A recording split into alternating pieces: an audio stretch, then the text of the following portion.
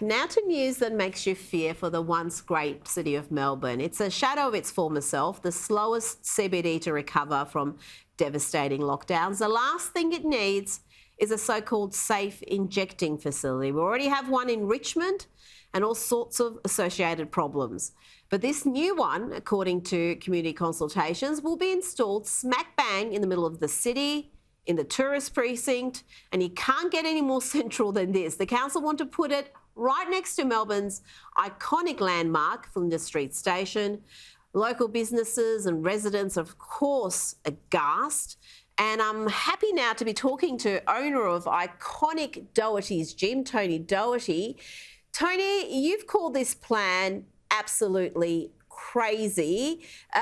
Tell me, what is it going to do? Your gym's right there in Flinders Street. You've got museums, you've got the aquarium, families, tourists walking past all day.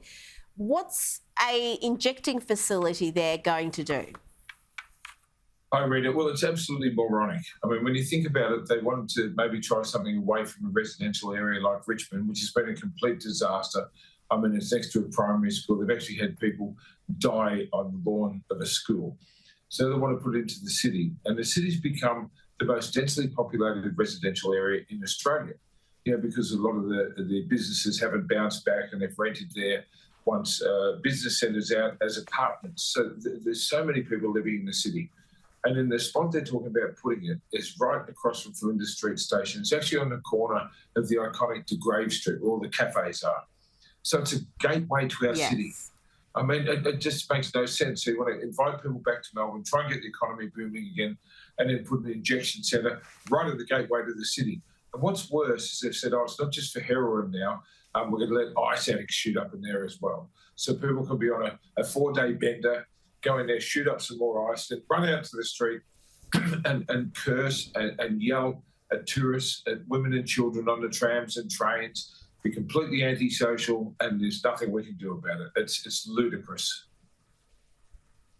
And the CBD is already struggling. You've got businesses that have shut down. There's businesses that have held on through 6 lockdowns, and people are just starting to come back. The workers are coming back slowly.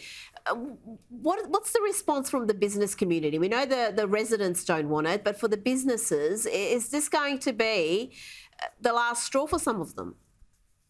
Maybe the last straw. Look, the businesses don't want it. I've talked to dozens of business owners. Not one person is for it. I talked to some traders when I was on the news, did a heap of media yesterday. I had all these messages from traders in Elizabeth Street saying it's a war zone down there. It's like Skid Row. They don't feel safe in their shops. They get abused every day.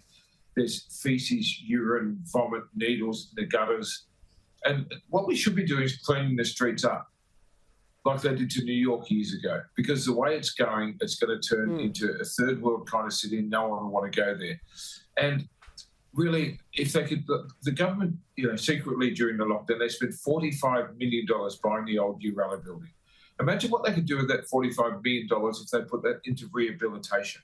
Because remember, this is illegal drugs they're talking about. They're talking about having people come in to shoot up in this shooting gallery, right, with illegal drugs. And what does it do?